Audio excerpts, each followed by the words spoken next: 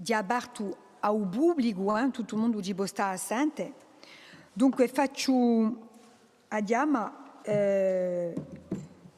Jacinthe Vagni, Nadine Vagioni, Veronica Righi, Paul Félix Uncemica, Poggio Caitucoli. Normalmente c'era prima. Bon, bireremo. Françoise Campana, die qui, Marie-Hélène Adadaso Brigura, Romain Colonna, Angèle Tiapini,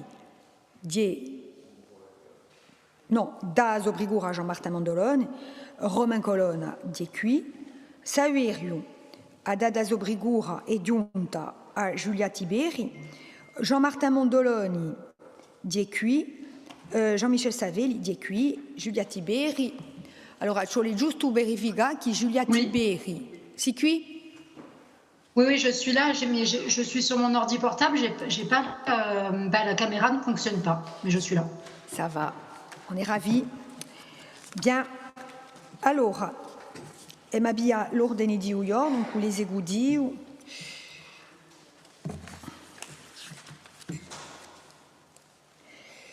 Allora, prima abbiamo, se possiamo d'accordo, aduta, scusate, o processo verbale di commissione permanente di un 21 maggio scorso, quale chi è contro, quale chi vota mica, astensione, quale chi vota pro, dunque di adottato. Oggi consigliere esecutivo, Bisaludo Dorna, e aveva a parola per presentarci o cartolare che volete. Normalmente c'è classificazione di strade aperte a circolazione pubblica assicurando la prevenzione degli incendi, dunque non agli incendi, avete a parola. Ma fate come... On va essayer de suivre l'ordre du jour, une fois n'est pas coutume, Madame la Présidente. Donc oui, rapport numéro 155, relatif à la demande de classement de voies ouvertes à la circulation publique et assurant la prévention des incendies. Donc ce rapport vise à demander au préfet de Haute-Corse et de Corse du Sud, compétents en la matière, d'établir des arrêtés afin de sécuriser l'intervention des forestiers sapeurs de la collectivité de Corse sur certaines emprises routières.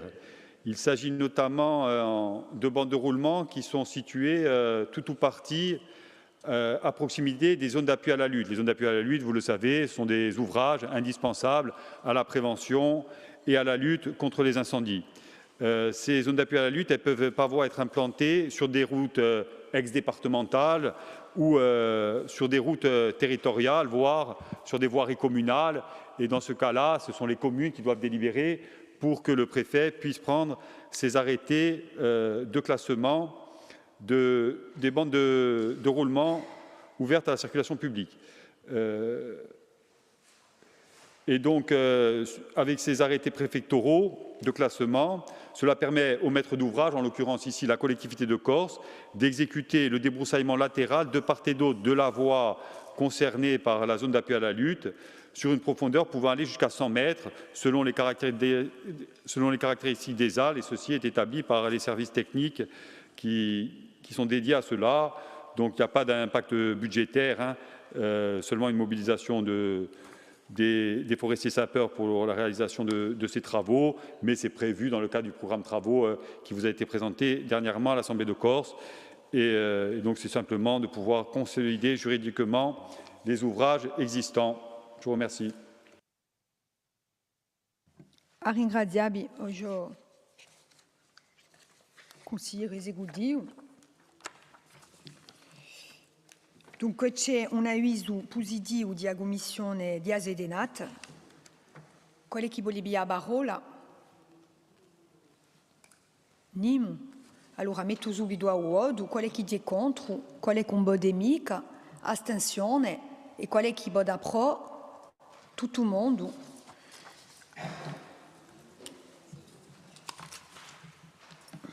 Allora, dopo c'è un rapporto 151 non è convenzione di finanziamento di Corse Active. Oui, tout à fait.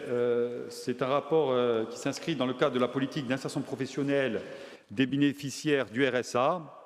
Ce rapport vous propose de renouveler pour l'année 2025 les conventions de financement avec 2 associations qui sont partenaires de ces politiques d'aide à l'insertion professionnelle, à savoir l'association CAPI et ADI. Je rappelle que ces structures accompagnent les publics éloignés de l'emploi à travers des dispositifs d'appui technique, de financement solidaire et d'aide à la création d'activités économiques. CAPI intervient par exemple dans le champ de l'économie sociale et solidaire en soutenant des projets à visée sociale qui sont porteurs d'emplois durables, tandis que l'ADI se spécialise dans l'accompagnement de porteurs de projets qui sont exclus du crédit bancaire classique et il propose notamment des microcrédits assortis d'un suivi personnalisé.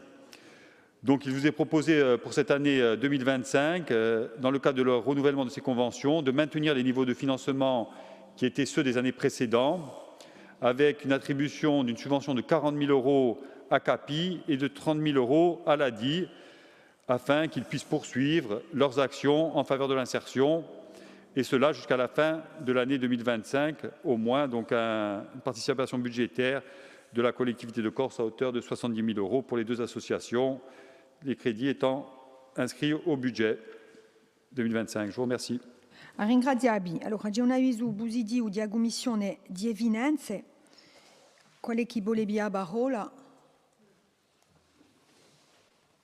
Nimo. Allora, metto a voto subito. Qual è chi è contro? Qual è con bodemica? Astensione. E qual è chi vota pro? Tutto il mondo. Dunque, di adottato. O 153 di un rapporto non hai emissione di Cariforef e o Grefop. Oh. D'accordo.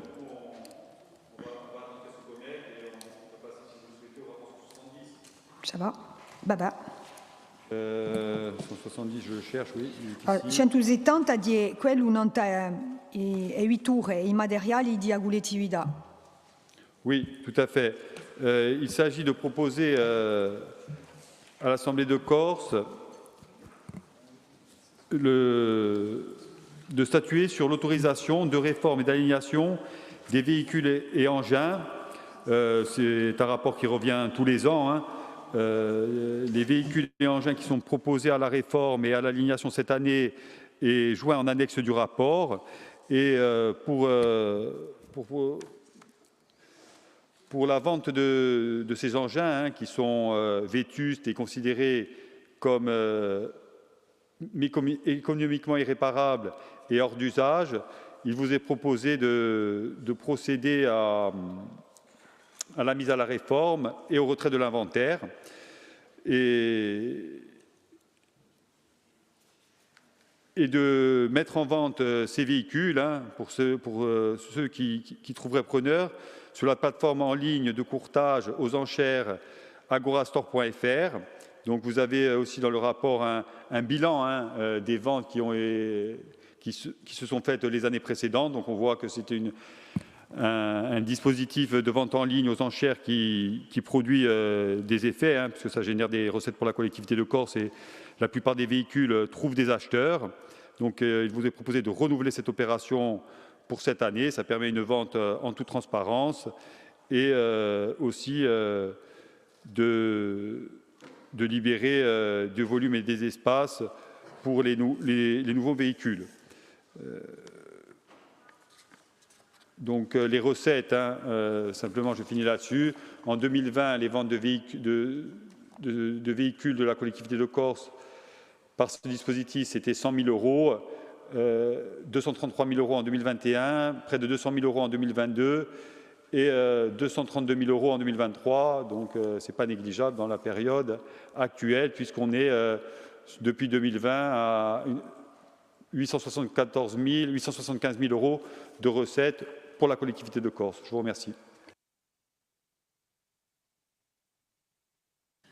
Ringraziabi. Alors j'entends une communication, je ne sais pas où elle est, ou une radio. En tribune, peut-être. Et comme on est en direct, s'il vous plaît, il y a quelqu'un en tribune, vous pouvez couper le son ou le baisser, merci. Merci. Donc, il y a un avis favorable de la Commission des finances. Qui souhaite s'exprimer? Personne. Donc, je soumets au vote. Qui est contre? Qui s'abstient? Qui ne participe pas? Qui est pour? Le rapport est adopté à l'unanimité. Concernant le règlement du temps de travail. Concernant le règlement du temps de travail, il s'agit simplement de redéfinir les modalités de temps de travail des agents qui exercent leurs activités au sein de l'établissement thermal de Pétrapole. Il vous est proposé de fixer la durée hebdomadaire de travail dans le cadre d'horaires fixes de 7h à 14h30, des 2 hydrothérapeutes et infirmiers à 39 heures sur 6 jours du lundi au samedi, l'établissement étant ouvert 6 jours par semaine pour assurer la période de cure, avec une pause méridienne de 12h30 à 13h30 et un nombre de RTT de 22 jours. Pour les personnels techniques, le temps de travail est fixé à 37h30 en journée continue sur 5 jours, du lundi au vendredi, assorti d'une pause de 20 minutes obligatoire, comprise dans le temps de travail effectif et d'un nombre de RTT de 14 jours. Il vous est également proposé qu'en cas de fermeture temporaire de l'établissement, l'organisation du travail soit fixée comme suit. Des hydrothérapeutes et infirmiers sont soumis au régime général d'horaires variables, assorti d'un cycle hebdomadaire de 39 heures du lundi au vendredi, et les personnels techniques sont soumis au régime général d'horaires variables, assorti d'un cycle hebdomadaire de 37 heures et demie du lundi au vendredi. Ces dispositions entreront en vigueur si elles sont adoptées par l'Assemblée de Corse, sous réserve bien sûr des délais de mise en œuvre technique. Je ne reviens pas sur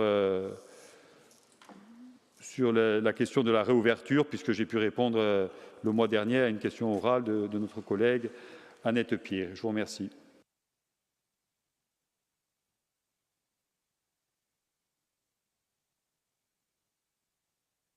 Ringraziabi o gioco consigliere. Dunque c'è un rapporto di Commissione di Finanze e a messo un avviso favorevole. Avis favorable, il y avait des demandes d'information qui avaient été faites, notamment par Georges Mel, qui est du coin, bien sûr, et qui avait demandé si l'équipe technique était opérationnelle. Et Madame Marie-Hélène Givas avait répondu que le personnel infirmier, il manque une infirmière, a été recruté. Et il y a une procédure en cours pour le recrutement d'un médecin. Voilà, comme ça, tout le monde, tous ceux qui nous entendent peuvent être rassurés. Les choses sont en route. Bien, vous faites. Donc, qui souhaite s'exprimer? Personne. Donc, je mets au vote. Qui est contre? Qui s'abstient? Qui ne participe pas? Qui est pour? Le rapport est adopté à l'unanimité. Alors, on entre dans ta Pétrapole, hein? Oui, c'est simplement, Madame la Présidente, une erreur matérielle dans la délibération du 25 juillet 2024. L'article 4 précisait que le montant forfaitaire rhumatologie 72 soins était de 678,02 € plus 10% de TVA, alors que le montant du forfait rhumatologie est de 678,02 €, dont 10% de TVA et non pas plus 10% de TVA. Et donc, de manière à régulariser ces recettes, il convient de faire cette modification dans la délibération de juillet 2024. Je vous remercie. Ringraziabi. Aveva un girugolai, un penso, per i reumatismi. Aveva pro, ma mi piacerebbe ad avere, per piacere. Allora, avviso positivo di Commissione di Finanze, qual è chi voleva la parola? Nimo, allora metta voto. Qual è chi è contro? Qual è che vota mica? Astensione. Qual è chi vota pro? tutto il mondo adottato all'unanimità, o 171. Oui. Allora, è ma buda l'urgenza, se Oui, vous êtes d'accord, tout à fait. hein? Est-ce que vous pouvez motiver l'urgence, s'il vous plaît? Bien sûr. Donc, il s'agit donc d'un rapport, je ne le présente pas, hein, mais pour motiver l'urgence, je suis quand même obligé de l'aborder, d'un projet partenarial d'aménagement qui concerne l'entrée de ville d'Ayach ou Fond de Baie. Et une copile s'est tenue la semaine dernière, je crois que c'était le 18 juin dernier, en présence du maire de la commune, du préfet, de la CCI, du président du conseil exécutif, de moi-même. Et donc, on a attendu bien sûr la tenue de ce copile avant de saisir l'Assemblée de Corse pour proposer la signature de cette PPA. Et c'est la tenue tardive de ce copile qui nous conduit à motiver l'urgence et à vous saisir tardivement, et on s'en excuse, bien entendu. Merci pour ces arguments. Donc, je soumets au vote l'urgence. Qui est contre? Qui s'abstient? Qui ne participe pas? Qui est pour? Donc, l'urgence est acquise. Vote en urgence. Donc, maintenant, je vous laisse présenter le sujet. Oui, donc, comme je vous l'indiquais, ce rapport vise à proposer à la signature du président du conseil exécutif la signature d'un contrat de projet partenarial d'aménagement, donc plus connu sous l'acronyme PPA, peut-être pas pour tout le monde, mais pour nous depuis maintenant quelques mois, puisqu'on avait déjà eu à proposer à l'Assemblée de Corse la signature d'un projet partenarial d'aménagement pour l'avenue Noël Franquin, également avec la ville d'Ayach. Et donc, ça serait le deuxième contrat PPA qui vous est proposé si, bien sûr, vous le validez. Ces projets partenariaux d'aménagement, il en existe deux types. Ceux dits de préfiguration, qui permettent de réaliser toutes les études préalables à la réalisation de travaux d'aménagement, donc préalable à la mise en œuvre opérationnelle des actions et des travaux, et les PPA opérationnels qui, eux, sont établis au moment de la phase travaux, quand toutes les études préalables ont été réalisées dans le cadre des PPA de préfiguration. Donc là, on est aussi bien pour l'avenue Noël Franquin que pour l'entrée de ville sur des PPA de préfiguration, c'est-à-dire qui permettent à l'ensemble des partenaires de mener les études, d'étudier différents types de scénarios, d'en retenir un avant de passer à la phase de travaux.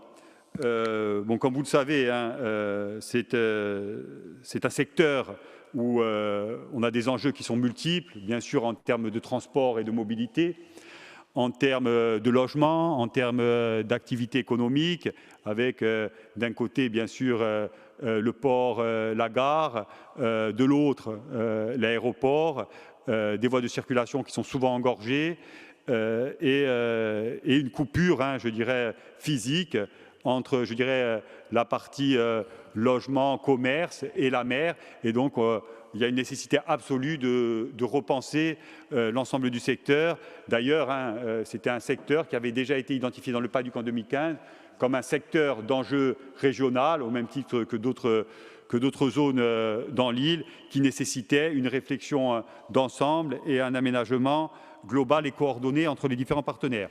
Donc, on travaille en partenariat, la collectivité de Corse et le conseil exécutif, avec la ville, la CAPA, la Chambre de commerce et d'industrie, qui est bien sûr concernée, et l'État sur ce secteur depuis 2014. Et c'est dans le cadre de ce travail qu'il vous est proposé de signer ce contrat de projet partenarial d'aménagement. Il officialise l'engagement des partenaires, donc l'objectif du contrat, c'est d'officialiser l'engagement des partenaires à collaborer durablement sur ce projet en définissant les besoins, les modalités de concertation, les aspects financiers aussi de ces travaux et la planification des différentes actions. Il formalise aussi des engagements qui ont été pris lors d'une déclaration d'intention conjointe et sur 2 scénarios, donc c'est ça aussi qui est important, hein, dans ce projet partenarial d'aménagement de l'entrée de ville d'Aya, 2 scénarios vont être étudiés. Un scénario qui vise à maintenir le train entre le giratoire de la gare à Batouche et celui d'Aspret, donc tout ce secteur-là, et le deuxième qui vise à interrompre le train à Saint-Joseph avec un relais intermodal. Donc c'est les 2 scénarios qui ont été validés, je dirais, dans le cadre d'un consensus trouvé entre les différents acteurs.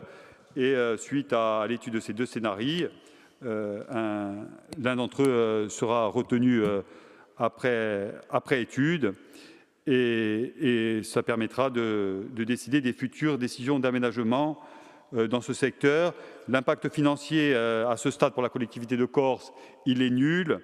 Les montants qui sont indiqués dans le rapport sont purement indicatifs à ce stade, hein.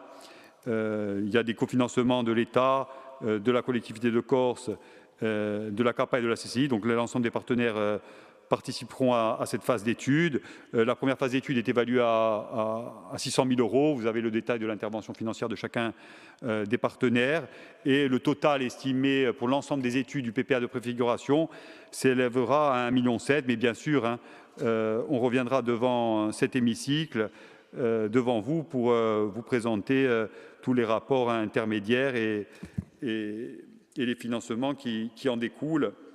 Si bien sûr la collectivité de Corse est sollicitée pour une participation financière dans le cadre de ce PPA de préfiguration. Je vous remercie. Merci. Il y a eu d'ailleurs une réunion conjointe de la commission de la CDNAT et de la commission des finances.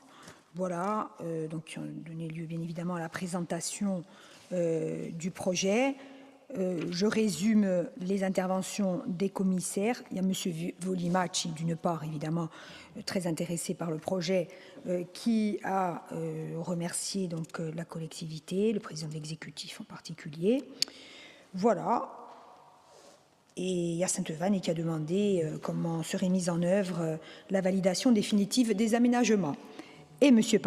Pasquin Christophard, et donc que nous saluons, ici présent, donc représentant la DGA en charge de l'aménagement et du développement des territoires, a indiqué que les 2 scénarios privilégiés par l'ensemble des acteurs seront étudiés de façon la plus neutre et objective possible, chaque option étant évidemment analysée en comité technique suite à l'appréciation des exécutifs et des décideurs concernés, voilà, pour un vote ensuite à l'Assemblée de Corse sur rapport du président de l'exécutif. Voilà.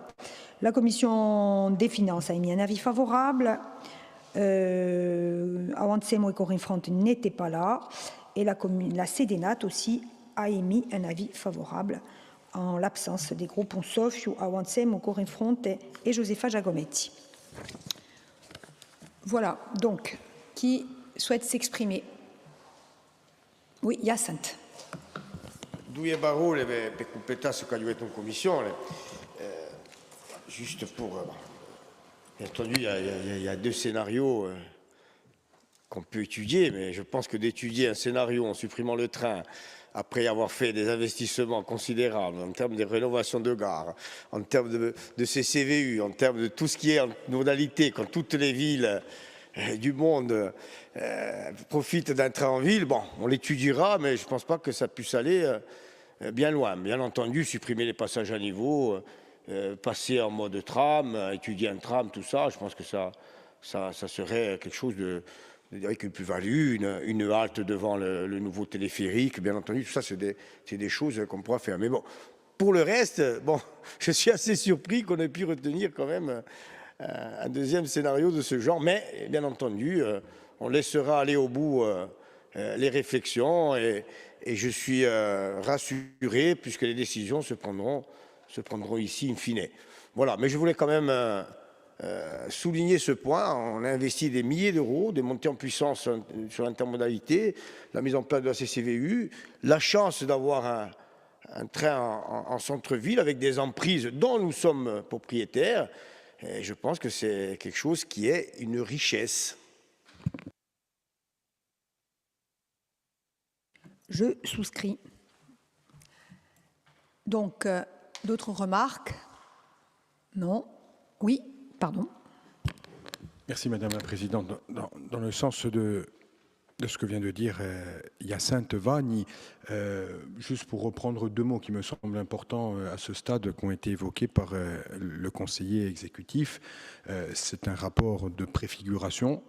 Donc on a bien compris que ce n'était pas un rapport qui aujourd'hui nous engageait sur telle ou telle option, et on a bien compris à travers la première intervention de Fabo pour l'INSEM et les interrogations qui sont les nôtres, mais insister sur le fait qu'il s'agit bien d'un rapport de préfiguration, et peut-être insister ou questionner le Conseil exécutif à ce stade pour que ça soit redit publiquement au-delà de ce qui a été dit en commission sur la procédure décisionnelle, à savoir que c'est bien notre Assemblée concernant cet aménagement et seule notre Assemblée qui, in fine, à partir des études en sa possession, après concertation bien évidemment avec les différentes parties, il ne s'agit pas de ne pas engager de concertation, et il a été souligné d'ailleurs que la concertation avait été plutôt bonne, mais qu'on soit bien d'accord et que ça puisse être dit publiquement, que c'est notre Assemblée qui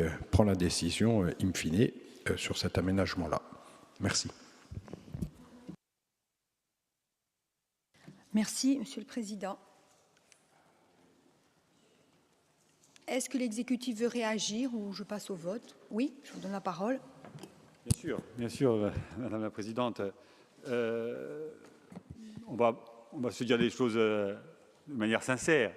La position du Conseil exécutif sur ces deux scénarios, elle penche très clairement à ce stade, avant que toutes les études, et je ne veux pas préjuger des études qui seront réalisées, je laisse aux gens de l'art faire leur travail, et on sera ouvert à toutes les propositions, et on aura un regard critique aussi sur ce qui pourra nous être proposé au terme de ces différentes études. Mais pour autant, à ce stade, pour toutes les raisons qui ont été évoquées par Hyacinthe, notre cœur, celui du Conseil exécutif, comme le vôtre, il balance fortement d'un côté celui du maintien en ville, pour toutes les raisons que vous avez évoquées, à savoir, aujourd'hui, dans la plupart des zones urbaines denses, on favorise les transports en commun, on cherche à créer justement des voies de tram ou des voies de train, je dirais, pour favoriser justement l'usage des transports en commun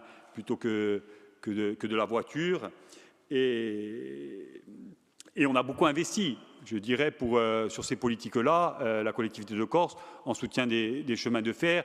Et on peut imaginer l'impact économique, social et humain que pourrait avoir, je dirais, une perte d'activité significative sur l'entrée d'Ajaccio liée à la suppression du train. On est plutôt dans l'objectif, avec la CCVU, d'augmenter les cadences et de pouvoir justement offrir un service encore plus performant à l'ensemble des usagers. Et on est même sollicité par les communes, je dirais, à l'extérieur d'Ajaccio, dans le bassin de vie Ajaccio, jusqu'à Bocognane, pour que justement les gens qui vivent dans ces villages puissent également utiliser le chemin de fer. Et donc pour ça, on a la nécessité d'améliorer les cadences et donc d'investir encore davantage que ce qu'on a pu faire les autres années dans ce mode de transport. Donc pour autant, lorsqu'on recherche un consensus, lorsqu'on va vers un contrat, il faut que l'ensemble des parties y trouvent leur part, en tout cas puissent s'y retrouver. Et donc l'autre scénario, qui est l'arrêt de train, je dirais, bien en amont du centre-ville, est plutôt un scénario qui est porté par la CAPA et par la ville d'Ajaccio. Et donc, on a accepté le fait que ce scénario puisse être étudié, même si, je le répète, à ce stade, ce n'est pas celui que nous privilégions. Et bien sûr, pour répondre à Romain Colonne, qu'en fin de course, c'est la collectivité de Corse qui est décisionnaire, tout simplement parce que sur ce secteur-là, elle est propriétaire de l'ensemble du foncier, également d'un certain nombre d'infrastructures importantes, et que toute décision relative à des travaux dans ce secteur-là en maîtrise d'ouvrage collectivité de Corse. Et demain, ça va être 80% des aménagements qui seront sous maîtrise d'ouvrage de collectivité de Corse seront, comme tous les autres dossiers, par exemple en matière d'aménagement routier, soumis au vote de l'Assemblée de Corse et à des arbitrages aussi budgétaires. Et on aura d'ici peu notamment à regarder le projet de programmation pluriannuelle des investissements en matière de transport, par exemple, qui est aussi l'une des phases de ces projets d'aménagement sur Ayache, mais on aurait pu aussi citer Bastia ou Corte, où on a également le même type de démarches partenariales qui sont engagées avec les communes et les intercommunalités, puisque pour ce type de projet, on a besoin d'associer l'ensemble des parties prenantes pour que ça réussisse. Merci. Merci, Monsieur le conseiller. Donc, on va mettre au vote ce rapport. Qui est contre? Qui s'abstient? Qui ne participe pas? Qui est pour? Le rapport est adopté à l'unanimité. Merci. Donc, je crois qu'il ne reste qu'un rapport, c'est celui de... Non, moi, je n'en ai qu'un. Hein. Non, je n'en ai qu'un. Donc, le rapport sur la formation, je crois que Madame la conseillère est là. Madame Guidicelli, salute. Salute, signora Presidente. Mi sentite? Vi sentimo, Presentate il vostro rapporto. Con piacere. Dunque, l'avete detto, signora Presidente, di acquisizione collettività et au stade, où donc la collectivité a souhaité internaliser depuis janvier 2019 les missions donc, du Centre d'animation de ressources et d'information sur la formation, à savoir le CARIF, et les missions de l'Observatoire régional de l'emploi et de la formation, l'OREF, ainsi que le secrétariat permanent du Comité régional de l'emploi et de la formation et de l'orientation professionnelle, le CREFOP. Les missions donc, du CARIF-OREF s'inscrivent totalement dans les compétences conférées aux régions et donc forcément à notre collectivité. Rapidement, donc, le CARIF-OREF a pour objectifs principaux d'accompagner la mise en œuvre des politiques publiques dans les champs de l'orientation et de la formation et de l'emploi. Son principe est également de rassembler toutes les données utiles pour une analyse centralisée et diffusée dans le but de fournir le plus rapidement possible des informations pertinentes et les éléments nécessaires à la bonne décision. Du coup, les missions du CARIF-OREF et du secrétariat permanent du CREFOP sont inscrits au contrat de plan État collectivité donc territoriale de Corse 2021-2027. Et aujourd'hui, dans ce rapport, il y a une convention qui vous est proposée et qui identifie les missions cofinancées du CARIF-OREF et forcément du secrétariat permanent du CREFOP. On définit également dans cette convention le plan d'action 2025 ainsi que la gouvernance et notamment les modalités de participation financière de l'État, donc qui s'élève à 213 500 € pour un budget prévisionnel qui s'établit à 527 097 €. Je ne serai pas plus longue. Je vous remercie. Merci, Madame la conseillère. Donc, il y a sur ce rapport relatif au CARIF-OREF et au CREFOP un avis positif de la commission éducation, culture, et un avis positif aussi de la commission des finances. La parole est à qui veut la prendre. Personne. Non. Bon, alors, on vous repasse la parole si vous voulez intervenir, sinon je mets au vote. Non, Madame la Présidente, je ne souhaite pas alourdir votre commission permanente délibérante. Bien, merci. Donc, je soumets au vote qui est contre, qui s'abstient, qui ne participe pas, qui est pour. Le rapport est adopté à l'unanimité. Voilà, l'ordre du jour est épuisé. Merci. Nous nous retrouvons demain matin, 9h30. Et vous aurez une surprise demain matin. Non, on ne peut pas savoir. Moi, c'est plus une surprise. À demain. Je le dis aussi pour les auditeurs.